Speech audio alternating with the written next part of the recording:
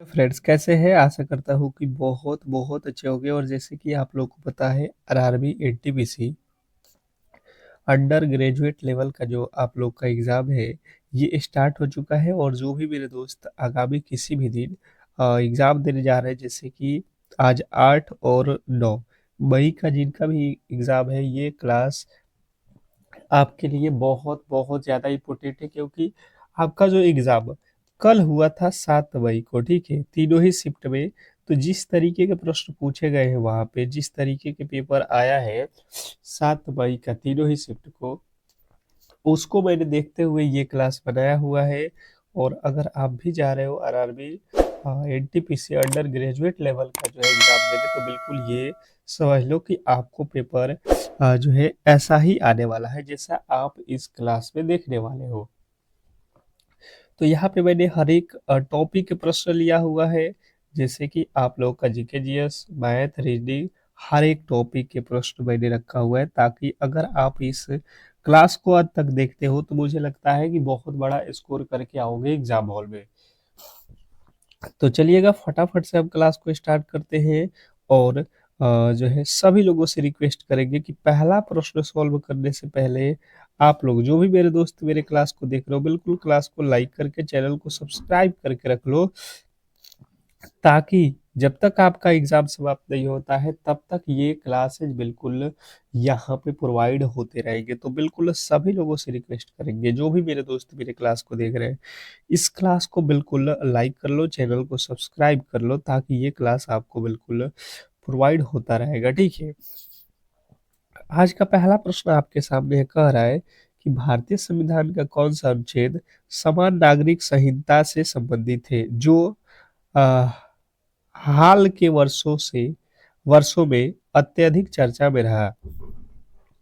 पूछा जा रहा है कि भारतीय संविधान का कौन सा अनुच्छेद है जो समान नागरिक संहिता से संबंधित है, जो हाल ही के वर्षों में अत्यधिक चर्चा में रहा। क्वेश्चन नंबर पहले नंबर प्रश्न के राइट उत्तर जो भी मेरे दोस्त बता रहे हैं, अनुच्छेद 44, उनके बिल्कुल राइट उत्तर है ऑप्शन नंबर बी। जिन्होंने बी को चुना है उनके बिल्कुल राइट उत्तर है। नेक्स्ट प्रश्न की ओर चलेंगे और अगला प्रश्न आपके सामने है। जो है देखिएगा, दूसरा नंबर प्रश्न है, समुद्र की जो है गहराई मापने के लिए प्रयुक्त सोनार तकनीकी में किस प्रकार की जो है तरंगों का उपयोग किया जाता है। क्वेश्चन नंबर 2, दूसरे नंबर प्रश्न के जो राइट उत्तर है बताने की कोशिश करेंगे सभी लोग। क्वेश्चन नंबर दूसरे का जो राइट उत्तर है, सभी लोग बताएंगे कि जो समुद्र की गहराई मापने के लिए जो है हम लोग उपयोग करते हैं सोनार का, ये किस प्रकार के जो है तरंगों का उपयोग किया जाता है। क्वेश्चन नंबर जो है तीसरा, दूसरे नंबर प्रश्न का जो राइट उत्तर है, जो भी मेरे दोस्त बता रहे हैं यहाँ पे कि जो है पराश्रव्य जो है तरंगे, उनके बिल्कुल राइट उत्तर है पराश्रव्य तरंगे, ऑप्शन नंबर सी जो है हमारा बिल्कुल राइट उत्तर है। नेक्स्ट प्रश्न आपके सामने है, प्रसिद्ध सांची स्तूप का निर्माण मौर्य सम्राट के जो है किस मौर्य सम्राट ने जो है करवाया था, और यह जो है वर्तमान में किस राज्य में स्थित है। वेरी वेरी इंपोर्टेंट है, स्टार लगा लो। अगर आप भी एग्जाम देने जा रहे हो तो बिल्कुल आपको इन प्रश्नों को एक बार अगर देख लेते हो तो मुझे लगता है कि बहुत बहुत बेहतरीन स्कोर करोगे एग्जाम हॉल में। तो जो भी मेरे दोस्त बता रहे हैं कि सांची स्तूप का निर्माण किस मौर्य सम्राट ने करवाया था, तो ये जो है आप लोगों को याद रखना है, अशोक ने करवाया था, और ये फिलहाल में मध्य प्रदेश में पड़ता है। ऑप्शन नंबर बी जो है हमारा बिल्कुल राइट उत्तर है। जो भी मेरे दोस्त ऑप्शन नंबर बी को चुने हैं उनके बिल्कुल राइट उत्तर है। नेक्स्ट प्रश्न आपके सामने कह रहा है, यहाँ पे भूगोल से रिलेटेड प्रश्न है। मैंने हर एक टॉपिक के प्रश्न लिया है जहां से प्रश्न पूछ रहा है, ठीक है। विश्व का सबसे ऊंचा जो है जल प्रपात एंजेल जल प्रपात किस देश में स्थित है। क्वेश्चन नंबर 4, इसने कहा है कि विश्व का सबसे जो है ऊंचा जल प्रपात एंजल जल प्रपात किस देश में स्थित है। क्वेश्चन नंबर 4, चौथे नंबर प्रश्न के जो राइट उत्तर है बताने की कोशिश करेंगे सभी लोग। क्वेश्चन नंबर 4, चौथे नंबर प्रश्न के जो राइट उत्तर है जिन्होंने बताया है वेनेजुएला, उनके बिल्कुल राइट उत्तर है option number B Venezuela. Next प्रश्न आपके सामने कह रहा है यहाँ पे क्वेश्चन नंबर 5, मानव शरीर की सबसे बड़ी ग्रंथि कौन सी है जो पित्त का श्रावण करती है? मानव शरीर की सबसे बड़ी ग्रंथि कौन सी है जो पित्त का श्रवण करती है? क्वेश्चन आपके सामने है 5। पांचवें नंबर प्रश्न के राइट उत्तर बताएंगे। और एक बार फिर आप लोगों से हम रिक्वेस्ट कर रहे हैं कि जो भी मेरे दोस्त मेरे क्लास को लाइक नहीं किए हैं तो प्लीज आप लोग लाइक कर दो। आपके लिए अगर कोई इतना मेहनत कर रहा है, हर एक टॉपिक के अलग अलग प्रश्नों को अगर कोई सिलेक्ट कर रहा है तो आपका भी सपोर्ट उसको बिल्कुल मिलना चाहिए, ठीक है। और अगर आप एग्जाम देने जा रहे हो किसी भी दिन तो बिल्कुल आप क्लास को लाइक करके चैनल को सब्सक्राइब करके रखो, क्योंकि आज जिस तरीके से प्रश्न आएंगे बिल्कुल शाम में 8 PM पे आपके लिए एक स्पेशल क्लास आएगा जिनका पेपर कल है। तो क्लास को लाइक करके चैनल को सब्सक्राइब करके रखोगे तो फायदा आपको ही होने वाला है। तो इसका राइट उत्तर जिन्होंने बताया है यकृत, उनके बिल्कुल राइट उत्तर है। नेक्स्ट प्रश्न आपके सामने है, देखिए करंट अफेयर का प्रश्न है कि वर्ष 2026 में आयोजित होने वाले जो है एशियाई खेलों का जो है मेजबान कौन सा देश करेगा? बहुत वीवीआई प्रश्न है। स्टार लगा लो, स्टार लगा लो इस प्रश्न पे, क्योंकि ये प्रश्न आपको एग्जाम हॉल में आने वाला है। किसी न किसी शिफ्ट में आएगा जरूर। वर्ष 2026 में आयोजित होने वाला एशियाई खेलों का जो है मेजबान कौन सा देश करेगा? क्वेश्चन नंबर 6, छठे नंबर प्रश्न के जो राइट उत्तर है, जो भी मेरे दोस्त बता रहे हैं जापान, नागोया, बिल्कुल राइट उत्तर ऑप्शन नंबर सी। जिन्होंने सी को चुना है उनके बिल्कुल राइट उत्तर है। नेक्स्ट प्रश्न आपके सामने है स्टैटिक जीके से कि भारत में स्थापित पहला परमाणु ऊर्जा केंद्र कहाँ स्थित है? स्टैटिक जीके से आपके एग्जाम हॉल में ज्यादातर प्रश्न देखने को मिल रहा है, ठीक है। भारत में स्थापित पहला जो है परमाणु ऊर्जा केंद्र कहाँ स्थित है, कौन सा है, ये हम लोगों से पूछा गया है, कौन सा है बताएंगे सभी लोग। तो जो भी मेरे दोस्त बता रहे हैं तारापुर महाराष्ट्र में जो है बिल्कुल राइट उत्तर है ऑप्शन नंबर बी। जिन्होंने बी को चुना है उनके बिल्कुल राइट उत्तर है। नेक्स्ट प्रश्न आपके सामने है, अगला प्रश्न कह रहा है यहाँ पे नीति आयोग के जो है वर्तमान पदेन अध्यक्ष कौन होता है? वीवीआई कर लो। नीति आयोग पूछा गया है कि नीति आयोग के वर्तमान पदेन अध्यक्ष कौन होता है? आपके ऑप्शन आपके सामने है, फटाफट से आप बताने की कोशिश करेंगे सभी लोग बताएंगे। तो जिन्होंने बताया है भारत के प्रधानमंत्री, बिल्कुल राइट उत्तर है ऑप्शन नंबर सी। नीति आयोग के जो अध्यक्ष होते हैं वो भारत के प्रधानमंत्री होते हैं, ऑप्शन नंबर सी जो है हमारा बिल्कुल राइट उत्तर है। अगला प्रश्न आपके सामने है, कह रहा है नवा नंबर प्रश्न पर्यावरण से कि चिपको आंदोलन का संबंध मुख्य रूप से किससे था और इसके जो है प्रेरणा क्या थे? Question number 9। नवे नंबर प्रश्न के जो राइट उत्तर है बताने की कोशिश करेंगे सभी लोग। क्वेश्चन नंबर 9 का जो है राइट उत्तर सभी लोगों का आना चाहिए। चिपको आंदोलन का जो है मुख्य संबंध किससे था? अगर आप लोग थोड़ा बहुत भी जानते हो तो आपको पता है कि चिपको आंदोलन जो था ये वन संरक्षण से संबंधित था। सुंदर लाल जो है बहुगुणा ये इसके प्रेरणा थे, जो कि ऑप्शन नंबर सी में दिया गया है। अच्छे तरीके से याद रखोगे। नेक्स्ट प्रश्न आपके सामने है, इंटरनेट के संदर्भ में HTTP का पूर्ण रूप क्या है? इंटरनेट के संदर्भ में HTTP का जो है पूर्ण रूप बताना है। तो HTTP का पूर्ण रूप अगर आपसे पूछेगा तो आपको याद रखना है हाइपर टेक्स्ट ट्रांसफर प्रोटोकॉल। अगर आपने ऑप्शन नंबर ए को चुना तो बिल्कुल राइट उत्तर है। नेक्स्ट प्रश्न आपके सामने है,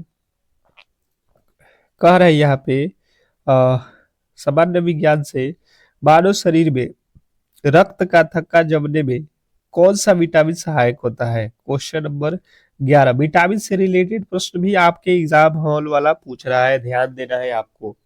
विटामिन से रिलेटेड भी प्रश्न आपको दिया जा रहा है। मानव शरीर में रक्त का थक्का जमने में कौन सा विटामिन सहायक होता है? तो जो भी मेरे दोस्त बता रहे हैं विटामिन के, ऑप्शन नंबर सी उनका बिल्कुल राइट उत्तर है। नेक्स्ट प्रश्न आपके सामने है क्वेश्चन नंबर 12। कर आपका अगला प्रश्न, संविधान के किस संशोधन द्वारा शिक्षा के अधिकार को जो है मौलिक अधिकार बनाया गया था? संविधान के किस संशोधन द्वारा शिक्षा के अधिकार को मौलिक अधिकार बनाया गया था? Question number 12। 12वें नंबर प्रश्न के जो राइट उत्तर है, जिन्होंने बताया है 86वां संविधान संशोधन, ऑप्शन नंबर सी। जिन्होंने ऑप्शन नंबर सी को चुना है उनके बिल्कुल राइट उत्तर है, जिन्होंने सी को चुना है। नेक्स्ट प्रश्न आपके सामने है, भारत की किस नदी को वृद्ध गंगा का दक्षिण गंगा के नाम से जाना जाता है? Question number 13। 13वें नंबर प्रश्न के राइट उत्तर बताएंगे, भारत की किस नदी को वृद्ध गंगा या दक्षिण गंगा के नाम से जाना जाता है? तो जिन्होंने बताया है कि वृद्ध गंगा या दक्षिण गंगा के नाम से गोदावरी नदी को जाना जाता है, ऑप्शन नंबर सी गोदावरी नदी आपको याद रखना है। नेक्स्ट प्रश्न आपके सामने है, भारतीय पुनर्जागरण का जनक किसे कहा जाता है? भारतीय पुनर्जागरण का जनक किसे कहा जाता है? Question number 14। 14वें नंबर प्रश्न के राइट उत्तर बताएंगे सभी लोग। क्वेश्चन नंबर 14 पे आ चुके हैं, सभी लोग बताने की कोशिश करेंगे।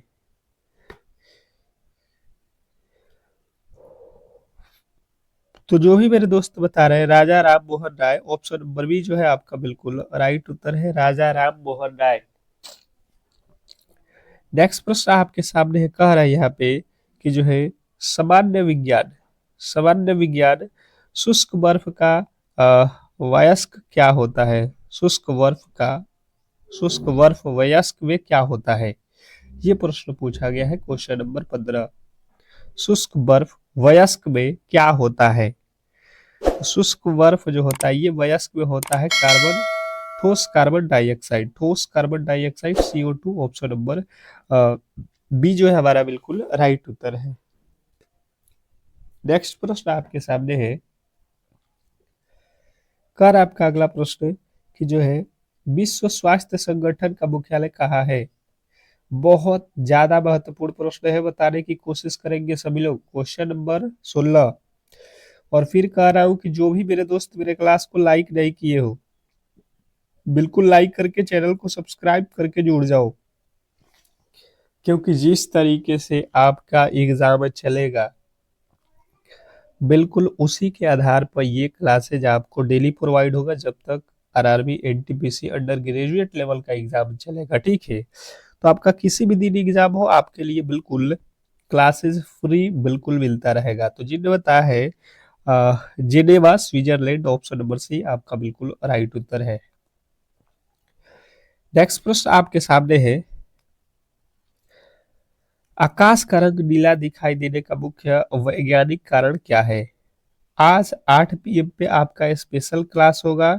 जो भी मेरे दोस्त एग्जाम आगामी किसी भी दिन देने जा रहे हैं, खास करके जिनका पेपर कल है, वो शाम वाला क्लास देख लेना। आज के तीनों शिफ्टों में जहां से प्रश्न पूछे जाएगा उन टॉपिकों को हम कवर कर लेंगे, ताकि आपको कल एग्जाम हॉल में बिल्कुल बहुत बड़ा स्कोर करने का मौका रहेगा, ठीक है। आकाश का रंग नीला दिखाई देता है, ये किसके कारण है? तो आपको याद रखना है प्रकाश के प्रकीर्णन के कारण जो है आकाश का रंग जो है हमें नीला दिखाई देता है, ऑप्शन नंबर सी जो है हमारा बिल्कुल राइट उत्तर है। अगला प्रश्न है भूगोल से रिलेटेड, सौर मंडल का कौन सा ग्रह लाल ग्रह के नाम से प्रसिद्ध है? क्वेश्चन नंबर 18 बहुत इंपोर्टेंट है, बताने की कोशिश कीजिए सभी लोग। सौर मंडल का कौन सा ग्रह लाल ग्रह के नाम से जाना जाता है? फटाफट से आपके राइट उत्तर आने चाहिए।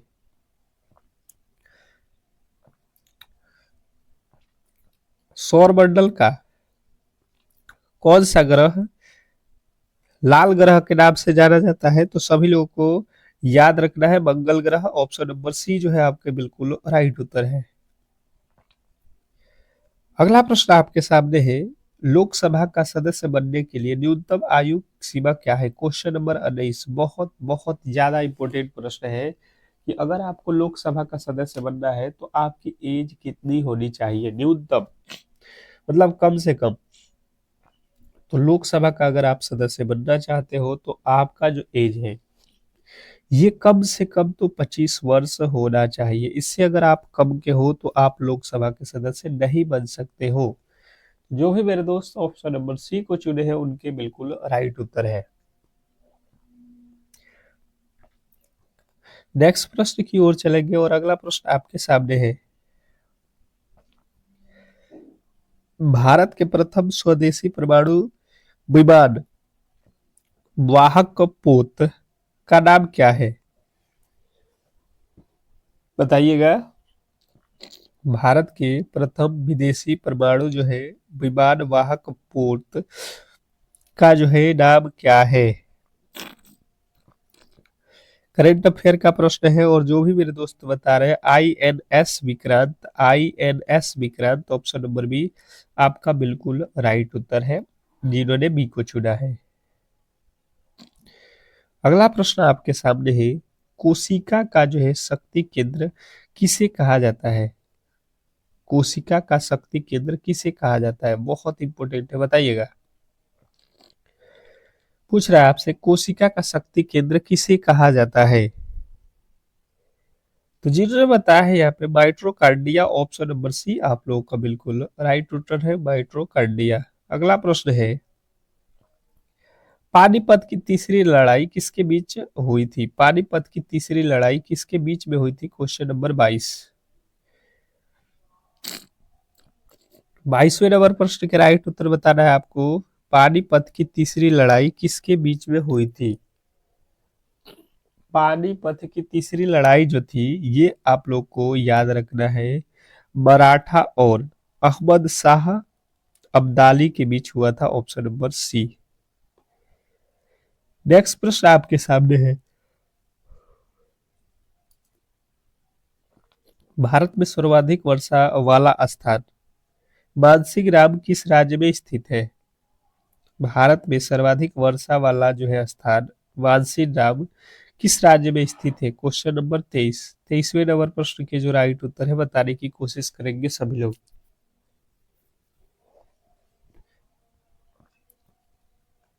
भारत में सर्वाधिक वर्षा वाला जो है स्थान मानसी नाम किस राज्य में स्थित है? तो जो भी मेरे दोस्त बता रहे हैं मेघालय, उनके बिल्कुल राइट उत्तर है ऑप्शन नंबर बी मेघालय। जिन्होंने बी को चुना है उनके बिल्कुल राइट उत्तर है, जिन्होंने बी को चुना है। नेक्स्ट प्रश्न आपके सामने है,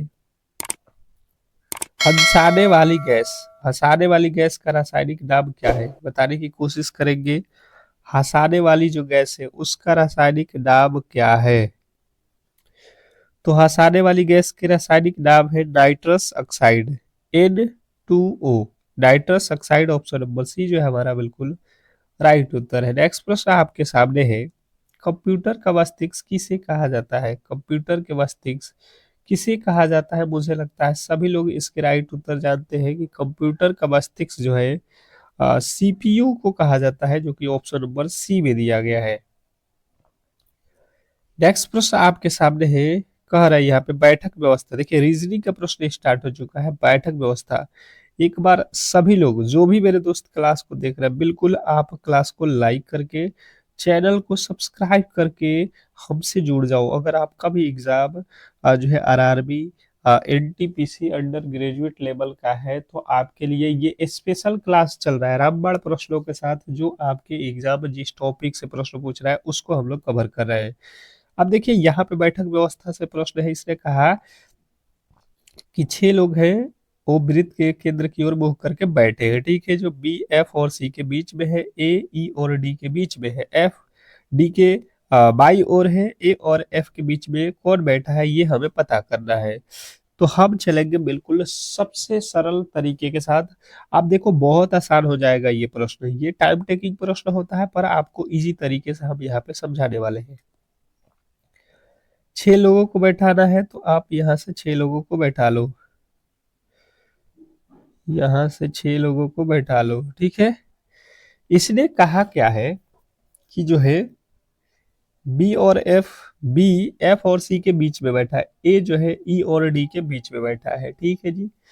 अब यहाँ पे आ जाओ, एफ डी के दाया बाया ओर बैठा है।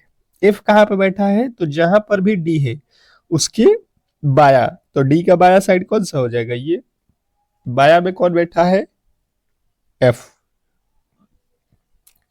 अब उसके आगे कोई भी लाइन पकड़ लो, यहाँ पे आ जाओ, पहला लाइन में बी एफ और सी के बीच में बैठा है, बी बी जो है एफ और सी के बीच में बैठा है, तो बी यहाँ पे बैठेगा और सी यहाँ पे, देख लो एफ और सी के बीच में बी बैठ गया।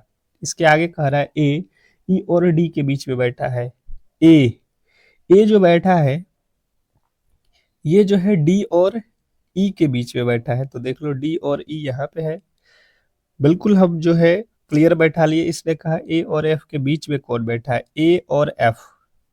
यहाँ पे देखो ए और एफ, ए और एफ के बीच में कौन बैठ रहा है, यहाँ पे क्लियर हो गया, यहाँ पे क्लियर हो गया, ए और एफ के बीच में डी बैठा है। ऑप्शन नंबर सी जो है हमारा बिल्कुल राइट उत्तर है। नेक्स्ट प्रश्न आपके सामने है, कह रहा है यहाँ पे लुप्त संख्या मिसिंग नंबर को हमें बताना है। यहाँ पे लुप्त संख्या से रिलेटेड प्रश्न है, बताने की कोशिश कीजिए सभी लोग।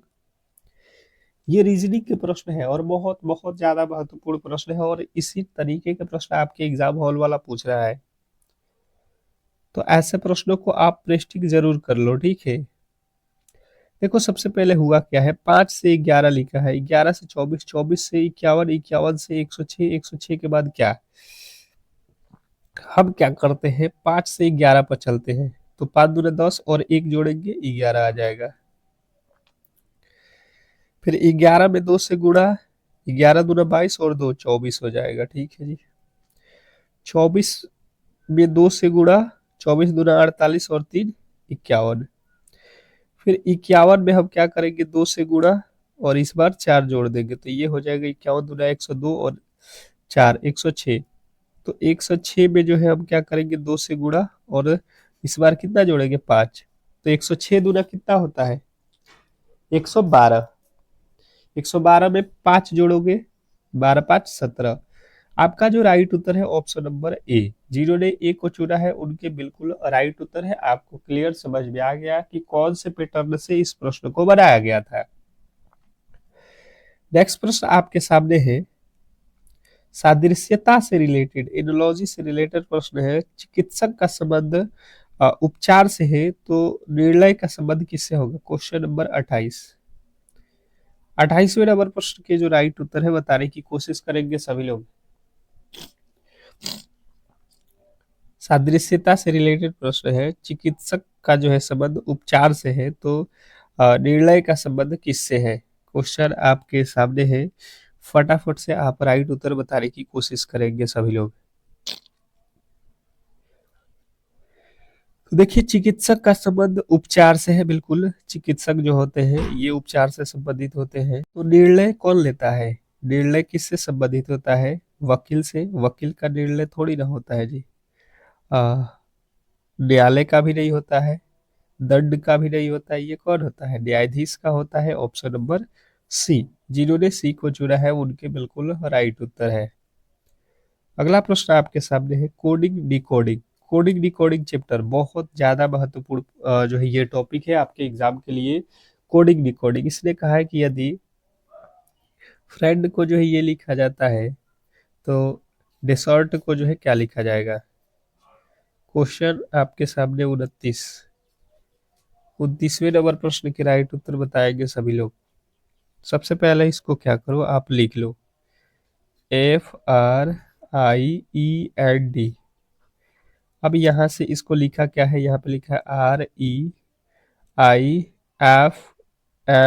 REIFDN। हमने देखा डी को यहाँ, एन को यहाँ, ये तिरछा तिरछी दो दो अंकों को पलटा हुआ है।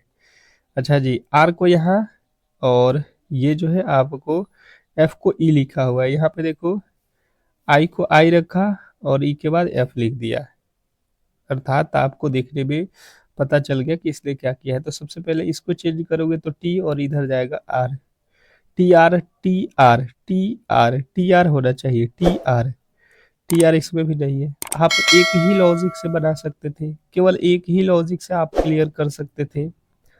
नेक्स्ट प्रश्न आपके सामने है, वर्गीकरण one on out, one odd on out हमसे जो है यहाँ पे एक अलग जो है चुनने के लिए बोला है। मतलब चार ऑप्शन है, चार में से तीन एक जैसे है और एक अलग है।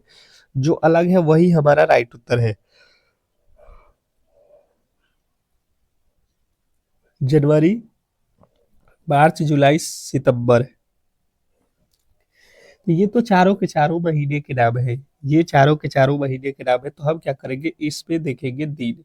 ये 31 दिन का होता है, मार्च 31 दिन, जुलाई 31 दिन और सितंबर 30 दिन। ये तो तीनों एक जैसे है, 31 31 का, पर जो ऑप्शन नंबर डी है ये कितने दिनों का है, ये तो 30 दिनों का होता है, अर्थात ऑप्शन नंबर डी जो है हमारा बिल्कुल राइट उत्तर है। अगला प्रश्न है, ब्लड रिलेशन से रिलेटेड प्रश्न है कि यदि ए प्लस बी का अर्थ है ए बी का भाई है, ए गुणे बी का अर्थ है ए बी की बहन है, तो P plus Q plus R का जो है हमें वैल्यू यहाँ पे दिया गया है और बता रहा है कि पी का आर से क्या संबंध है। तो देखो दिया है पी प्लस क्यू गुणे आर, इस तरीके के ही ब्लड रिलेशन के प्रश्न आप लोग के एग्जाम हॉल में देखने को मिल रहा है। तो आप क्या करो, गुणा का संबंध यहाँ से देख लो क्या है, गुणा का संबंध बहन, अर्थात आर की क्यू कौन है, बहन है, ये हो गया बहन। उसके आगे प्लस का अर्थ क्या है, यहाँ पे भाई, भाई अर्थात ये कौन है, भाई। आप देखो आर से पूछा गया है तो आर की ये कौन है, क्यू बहन, और बहन का ये कौन है, भाई। बहन का भाई क्या लगता है आपका, भाई ही लगेगा। ऑप्शन नंबर ए जो है आपका बिल्कुल राइट उत्तर है। नेक्स्ट प्रश्न आपके सामने है, पासा से रिलेटेड प्रश्न है। कह रहा है कि एक ही पासे की दो स्थितियां दर्शाई गई है, एक से लेकर 6 तक अंकित है, चार के विपरीत फलक पे कौन सा आने वाला है, ये हमें बताना है कि चार के विपरीत पर कौन सा फलक होने वाला है। तो सबसे पहले देखो हमें एक पासे में दिखाई दे रहा है 1 4 2, और दूसरे वाले फलक में दिखाई दे रहा है 1 6 5। तो दोनों में सबसे पहले कॉमन देखो, इसमें भी एक है, इसमें भी एक है, अर्थात एक एक कॉमन हमें निकाल जाएगा। तो 4 और 6, 4 का अपोजिट क्या मिल जाएगा, 6, और 2 का अपोजिट 5। तो 4 का अपोजिट हमें पूछा गया है 6, जो है हम बिल्कुल राइट उत्तर के साथ जाएंगे। नेक्स्ट प्रश्न आपके सामने है, कह रहा है यहाँ पे कथन और निष्कर्ष से रिलेटेड कि सभी पेंसिल पेन है, सभी पेन इन इरेजर है। तो सबसे पहले इसके वेन आरेख बना लो। इसने कहा है कि सभी पेन, जितने भी पेन है ये सभी के सभी क्या है, ये सभी के सभी जो है पेंसिल है। तो ये हो गया पेंसिल। कह रहा है सभी पेन, जितने भी पेन है ये सभी के सभी इरेजर है। तो जितने भी पेन है ये सभी के सभी इरेजर के अंदर है, आप इरेजर यहाँ पे कर लो। अब कह रहा है सभी पेंसिल इरेजर है, जितने भी पेंसिल है वो सभी के सभी इरेजर है, बिल्कुल नहीं है। सभी पेन इरेजर है, सभी पेंसिल नहीं है। कुछ इरेजर पेंसिल है, कुछ इरेजर, इरेजर का कुछ हिस्सा जो है पेंसिल है, ये बात बिल्कुल सही है। दूसरा वाला जो है निष्कर्ष बिल्कुल सही है। अगला प्रश्न आपके सामने टाइम एंड वर्क से रिलेटेड प्रश्न है। इसने कहा है कि जो है ए की कार्य क्षमता बी से दुगुनी है, यदि दोनों मिलकर किसी कार्य को 12 दिनों में पूरा करे तो ए अकेले उस कार्य को कितना दिनों में करेगा। आप समझो ए और दूसरा है बी, कह रहा है कि ए बी से दुगुना कार्य करता है। दुगुना कार्य मतलब ए जो है एक कार्य करेगा तो बी उतने देर में दो कार्य कर देगा, अर्थात जितना क्षमता होता है उसका जो है समय क्या होता है, टाइम अपोजिट हो जाता है। अर्थात इसका समय 1 घंटा लगेगा तो इसका समय लग जाएगा 2 घंटा। बात समझ में आ रहा है। कह रहा है कि